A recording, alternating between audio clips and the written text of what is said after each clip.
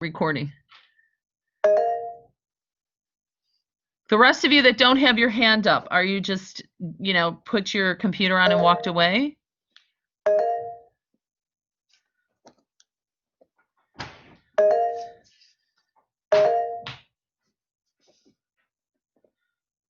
Christopher, Morgan, Joe, Sean, and Antonio, are you there?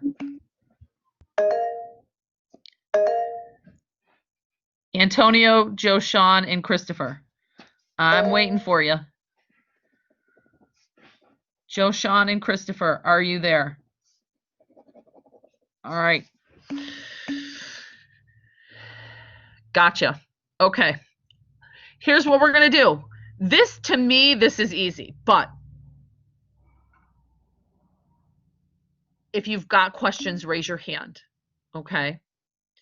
So we're finding out, first of all we're finding out is your basal metabolic rate. We're finding out how many calories you burn at complete rest.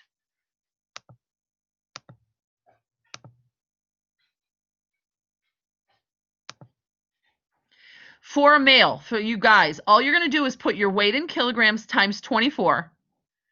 And for a female, your weight in kilograms times 9 times 24. So I am going to do an example. Guys, put your hand down unless you have a question so I know when to stop, okay? So Kiana, Jalen, put your hand down just unless you have a question. All right. So let's do an example here of a male. Let's say our male is 200 pounds. Okay. With your calculator, what we're going to do is put your weight in pounds divided by 2.2. So if I divide 200 by 2.2, I come up with 90 kilograms. Okay. That's how much the person weighs in kilograms. That would be typically 200 pounds. To find my BMR, all I have to do is 90 times 24. And they pick 24 hours in a day. So for this person who's 200-pound male, their BMR would be 2,160 calories per day. That's their BMR. Okay. Now it's very simplistic. It only takes into account your weight. It doesn't take, well, I'm sorry, it takes into account your gender too. It doesn't take into account really your height or your age. If you wanted a more sophisticated equation, you could use the Harris-Benedict equation, and I'll show you that later. We're not going to do it in class, but you can do it on your own if you want it more accurate BMR, because right now the BMR takes into account gender and weight, not height or age. So what I want you to do is find out your BMR for yourself, okay? The ladies, for females, you have to do one more step. You do your weight in kilograms times 24 hours in a day, but then you also multiply by 0.9. You have one additional factor. So if this was a woman who's 200 pounds, once I get the 90 times 24, I multiply by 0.9. And if this was a woman, her BMR would be 1,944 calories a day. So slightly less. Okay. Does anyone have questions on how to find your BMR?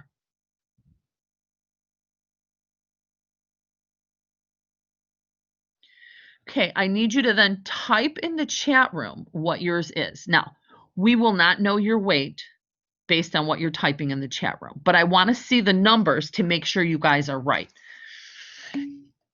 It should be in the thousands, right? It should be no less than 1,200. Okay, those numbers are looking correct.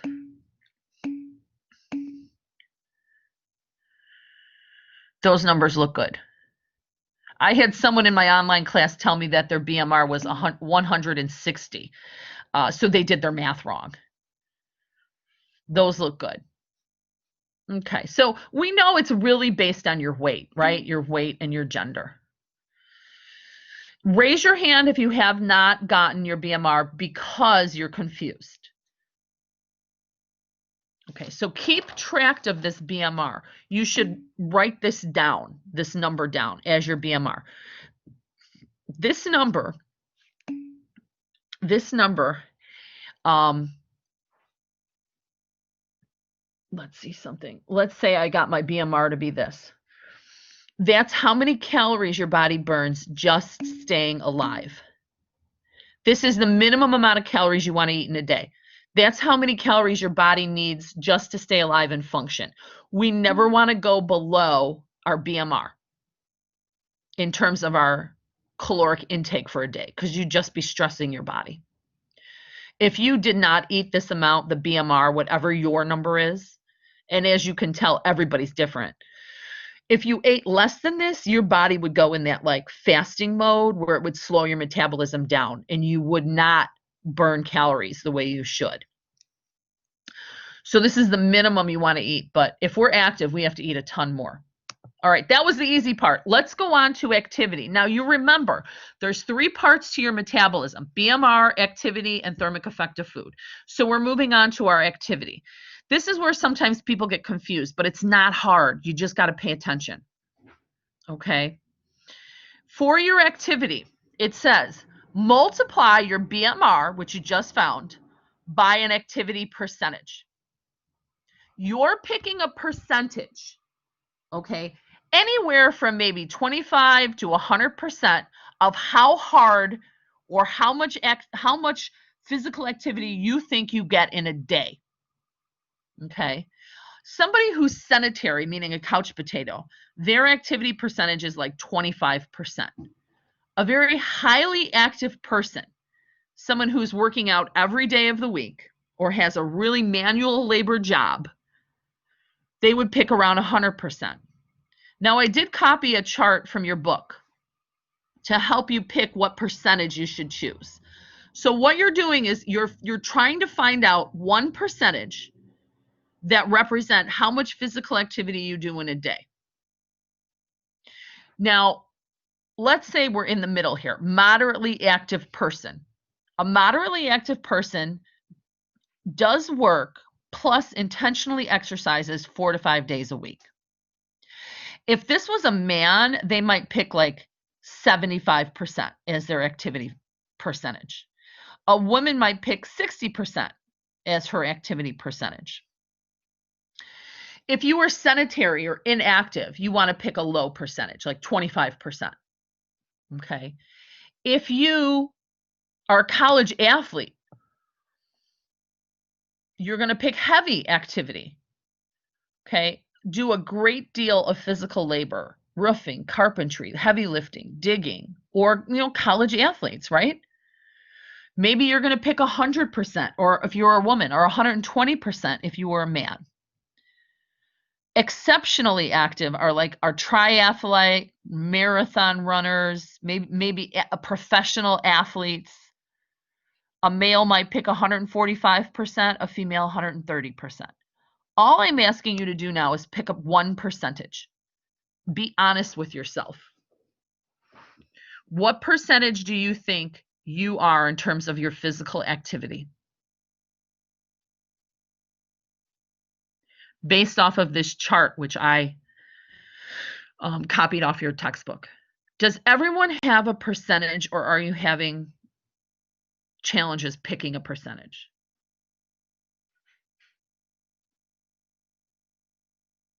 Okay. So if it was me, I'm a woman, I would say I'm moderately active. I do a lot of chores.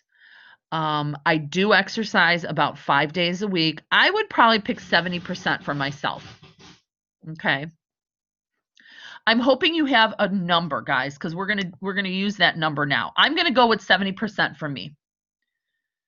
Okay. And if you find yourself where you're moving a lot and doing like 5 to 6 days of exercise a week, that probably is a good number for you. All right, so I would pick 70%. Now I want to go back real quick in my mind and say what was my BMR. Give me a second. My BMR personally is this. So my BMR is 1,963 calories a day. To find your activity level, you multiply your percentage by your BMR. Okay, so you're multiplying this percentage times your BMR. The way I do it personally, I do decimal 0.7 times my BMR. So I want you to do that for yourself, and you're going to come up with a number.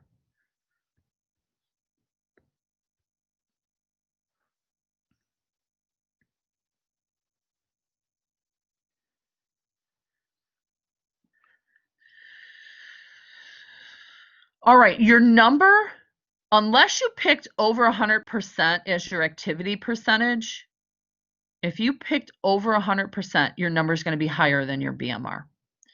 If you picked less than 100% as your activity, your number should be lower than your BMR. Okay, so I picked 70%. My activity calories are 1,374 calories in a day. Okay.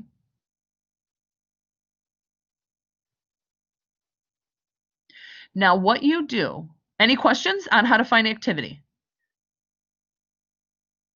Okay. Now what you're going to do now is you add BMR, which I've circled here. Here's my BMR. I add my BMR to my activity calories. I add them together.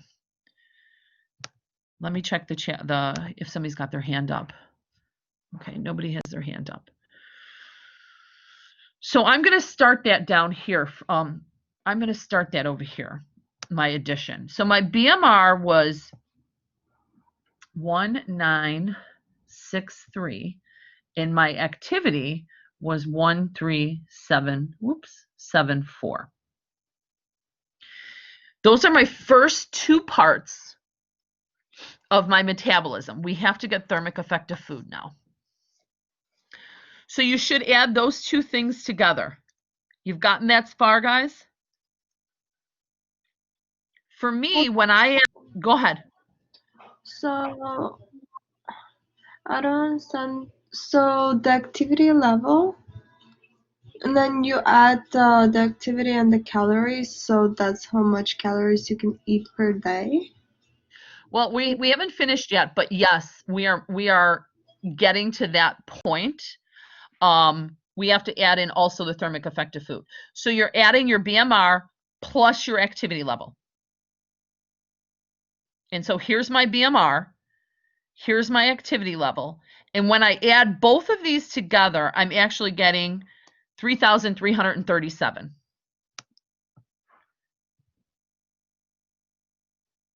But now I have to add the thermic effect of food. Mata, when I did my activity, I actually multiplied 0.7, which is my percentage of 70%. I multiplied 0.7 times. So I'm multiplying times my BMR. So did that answer the question, Mata? Okay.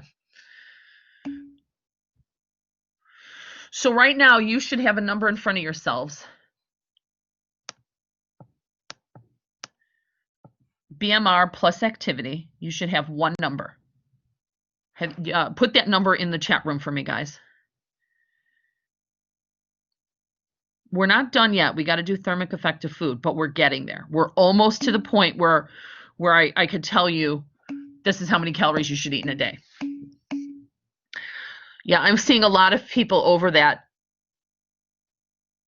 general 2,000 calorie a day rule that the food group or the food plate gives us. Now, is this the number, the BMR plus activity you guys are giving me? BMR plus activity? Yeah, okay. So you're doing good. Let's do thermic effect of food. Thermic effect of food is you add 10% of your BMR plus activity back to that number. So for me, so far I've got 3,337 calories. So what I do, I put my BMR plus I put my BMR plus activity here. Okay. This number 3337, that's my BMR plus activity. I add to that 10% of that number. So 10% of 3337 for me is just the first three numbers. My thermic effect of food, is 10%. I circled it in green. This is my thermic effect of food. It's 10% of my BMR plus activity. And 10% of my BMR plus activity is really the first three numbers, guys. Oh, I did that wrong. It should be 333. My first three numbers here are 333. So how many calories you burn in a day digesting and absorbing food is called thermic effect of food. It's the first three numbers of your BMR plus activity. So for me, my total metabolism, then I add this all together. I bring this down, my thermic effect of food. My total metabolism, I'll write it in blue, is 3670. My body burns 3,670 calories a day.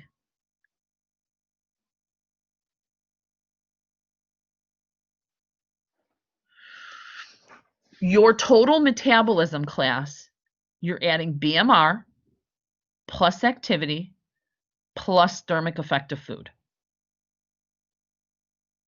Okay. Hopefully I did a good job as your math teacher today. If you have questions, raise your hand.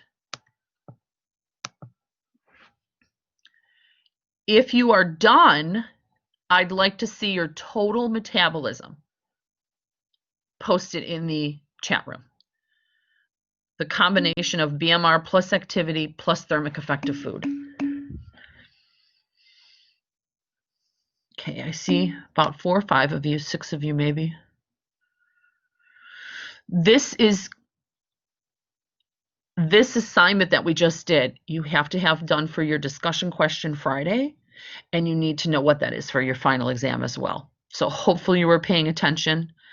I will take questions now, but also know this was recorded, and I have a video I'm going to show you, a video I'll email to you that explains it as well. All right, I did not get 18 of you to post in the chat room. So what are your questions, or did you just not do it? If I was in the classroom with you, I'd see the numbers in front of you, but it's really important you know what this number is. Kind of memorize it, guys, because we are going to talk about weight control based off of this number. If you want to have somebody stay the exact same weight they are right now, they should eat the same number of calories their body is burning. So let's say I wanted to, here's my total metabolism. I circled it here in orange. If I wanted to stay the current weight that I am, I would eat 3,670 calories a day. If I want to lose weight, I got to eat less. If I want to gain weight, I got to eat more. But there's one stipulation, class, is you cannot, if you're trying to lose weight, you cannot decrease a lot from this number. If you're trying to gain weight, you really can't go over this number a ton.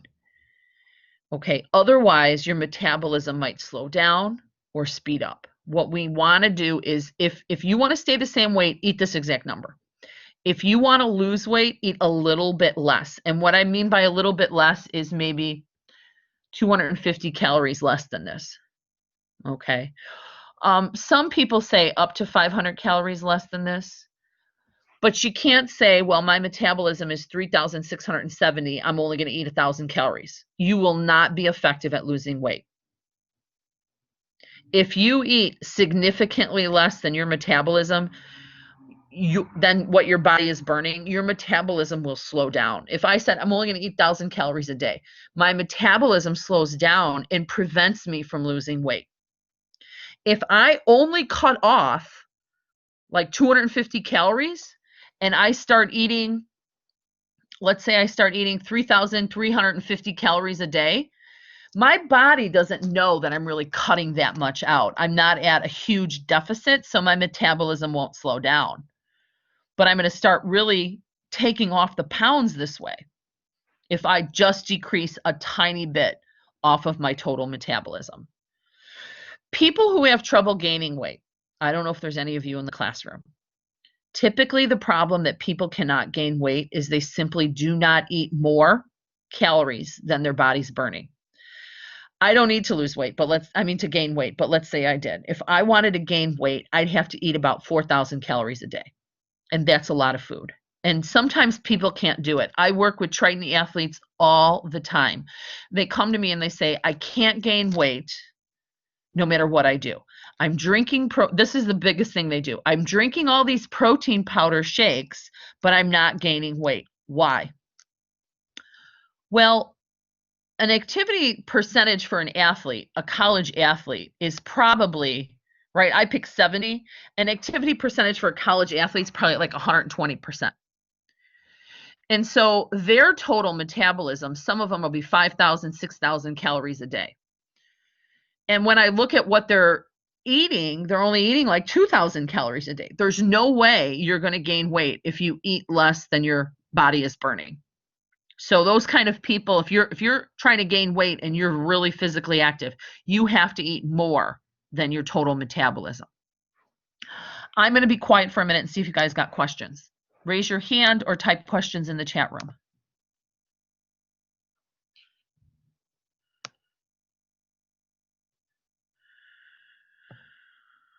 By a show of hands, who thinks they understand how to find your total metabolism?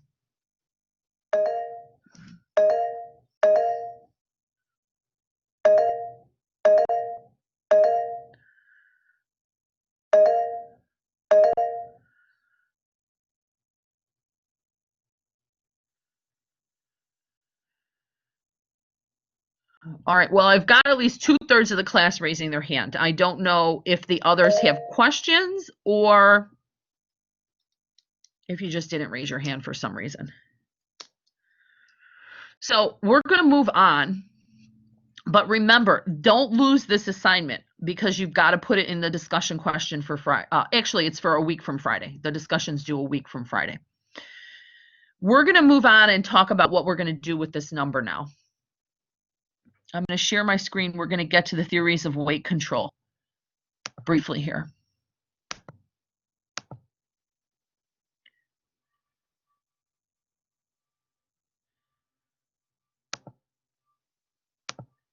Do you guys see my PowerPoint? Yes. Okay, thank you. All right, what do I do with this number? This is the answer to what you do with the number here. Theories of weight control. Why do you weigh what you currently weigh is what we're going to go over. There's 4 theories that your book talks about. We'll start with the easiest one, caloric balance theory. If your energy intake, or what you're eating, is equal to your energy expenditure, or what you're burning off in terms of calories, you're going to stay the same weight. Oops, sorry. So your eating calories is called energy intake. Your exercise calories or physical activity calories is energy expenditure. If they equal, okay, let's say for this example, let's say your total metabolism is 3,000 calories, because I like easy math. If I eat 3,000 calories and I burn 3,000 calories, I stay the same weight. If I eat less than 3,000, I should lose weight. If I eat more than 3,000, I should gain weight. This is called the caloric balance theory. And I want you to think, do you think you follow this theory? Do you think when you change the amount of food you eat, you either gain or lose weight?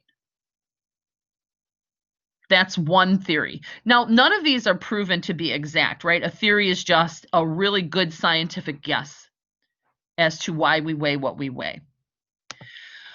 This is my favorite one. It's called the set point theory. Did you guys put the heat on in your house yet? Or do you know, like, if someone you're living with or parents put the heat on in the house yet for the Not yet. Not yet. I did for, I think, 2 nights, but it's not on right now. When you put the heat on in your house, I'll set my heat at like 70 degrees. No matter what happens, my house tries to get to 70 degrees and not change. Sometimes the heat will go on, sometimes the air conditioning will go on, but it tries to get to 70 and never change from 70. So I use this as an example for the set point theory. Your brain has a certain weight it wants to be at. And let's say that's 150 pounds.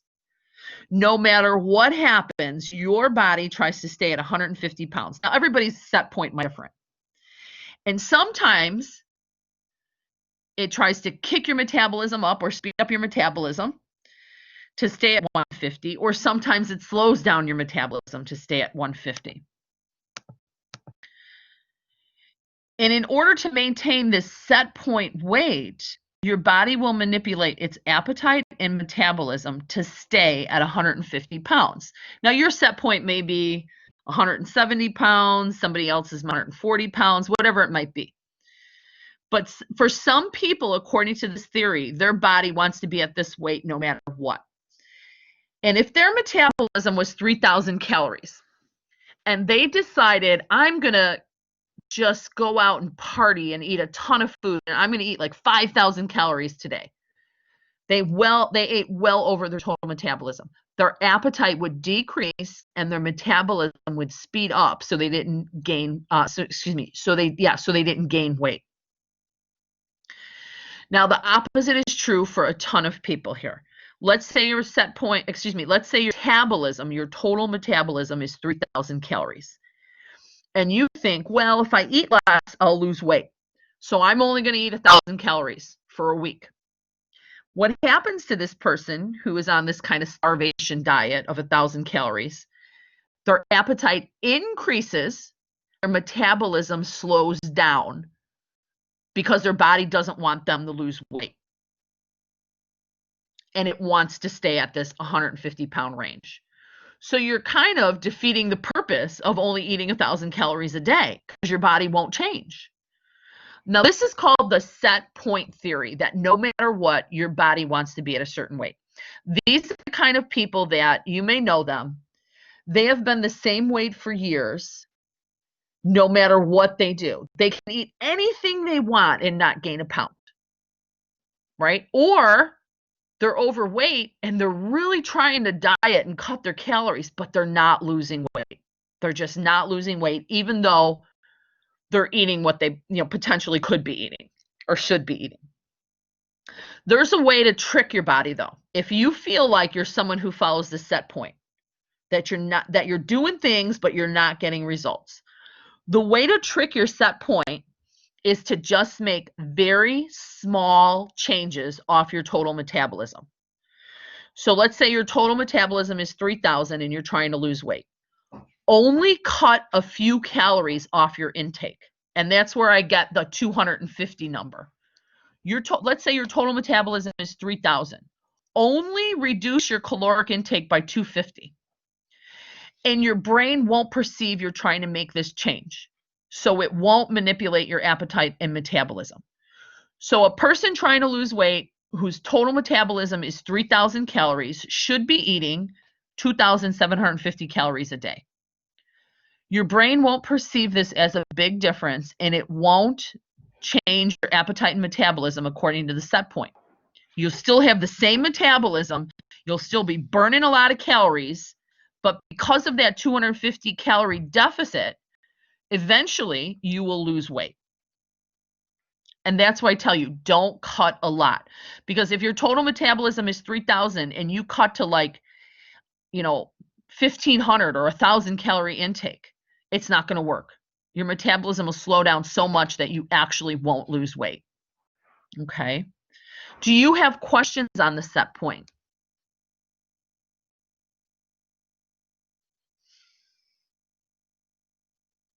And think to yourself now, do you feel your body follows caloric balance theory or the set point theory?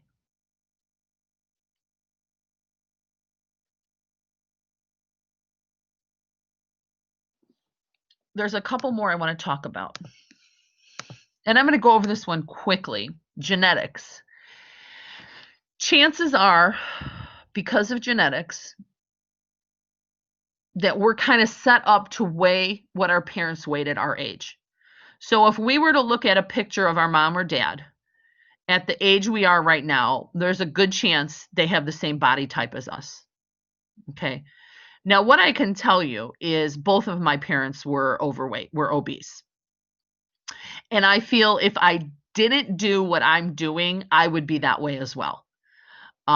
So I'm not gone down that route where I'm obese and sick and not able to do things, because I'm eating healthy and I'm exercising. So don't think this as kind of like fate or your death sentence. Think of it this way: is we are under a huge influence from genetics, but we still can make changes. Okay. Don't be too hard on yourself if you're not where you want to be, because we can't, eradicate genetics completely, but we have to acknowledge that they're there. Now, for genetics, there's a bunch of theories about why we weigh what we weigh based on our genes.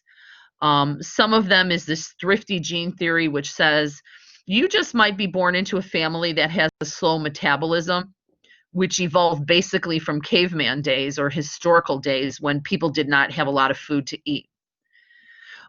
There's also the theories of the hormones like leptin. We talked about that in the past, where leptin should decrease your hunger when you eat. Well, in some families, it just doesn't work right. It's like kind of insensitive to what we're eating. So we might not respond to that hormone and always be hungry, even though we just ate a large meal. There's a lot more about genetics in your book if you want to read about that. And the final theory is environmental. We are influenced by our environment. We're influenced by people we hang out with. We're influenced by advertisements. We're influenced by TV ads. We're influenced by the location of fast food restaurants in our neighborhood. We're influenced by the activities you do. Like, I'm a big baseball fan, so if I go to a baseball game, I want to eat a hot dog. I want to have like a beer. I mean, if you go to a different event, maybe you're eating or drinking something different based on where you're at in the world. So just know that our environment we're in does influence our weight as well. So I'm going to go back to this page here, and it talks about 4 theories of weight control. You might think you only fit under one theory. You might think you fit under multiple theories of weight control. But what you should know today is, what is your total metabolism? You should also know, if I want to lose weight, what should I do? If I want to gain weight, what should I do? And if I want to stay the same weight I am, what should I do? We're going to work on a case study next week that talks about this, but you should start to be able to put things together right now. And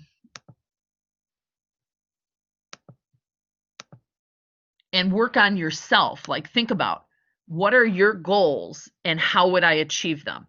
Antonio, do you have a question?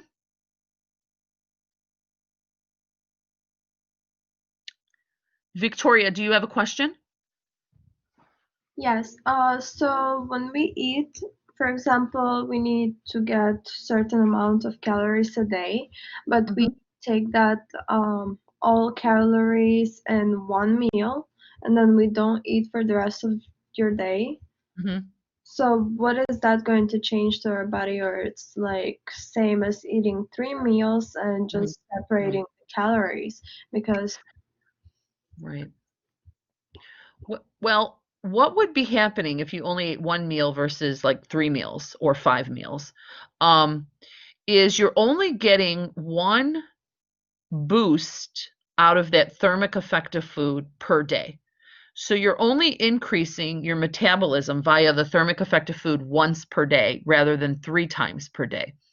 So essentially, if you're only eating once a day, your metabolism would be slower than if you ate the same amount of calories throughout the day 3 times.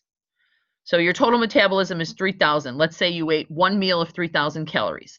You would have a slower metabolism than if you ate 3 meals of 1,000 calories each.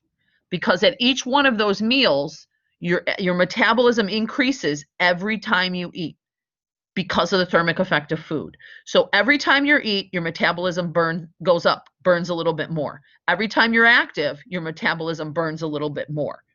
So every single time you eat or exercise, your metabolism goes up for a period of time. So if you're only doing it once a day, you only have that bump up once. The rest of the time, your metabolism will be baseline. Now, if you do this for a long time, your metabolism, once you get to, 23 hours without food, it's probably going to start slowing down because it doesn't want you to starve to death. And if your brain realizes you're not inputting the food, it will slow your metabolism down as a survival mechanism. So what I can say is it is much better to spread those calories out throughout the day rather than one meal.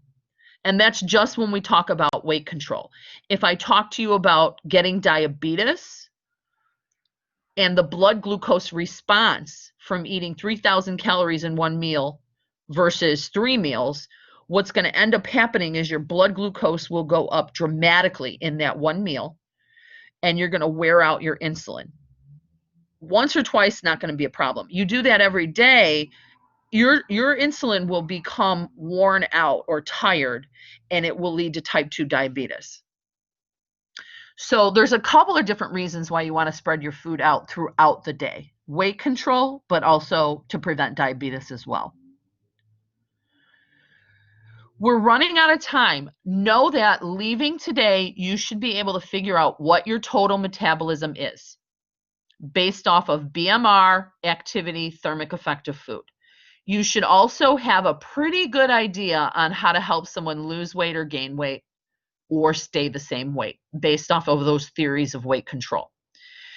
If you have a kind of an idea, but you're struggling, read chapter 13. This is recorded, so you could review it. I'm going to send you a TED Ed video on metabolism, which will help you with this equation as well. I've got 2 minutes if you want to stick around and ask questions. Otherwise, if you were here when I said I took attendance, you guys are good to go. You could leave. If you came in late, I need you to raise your hand for attendance.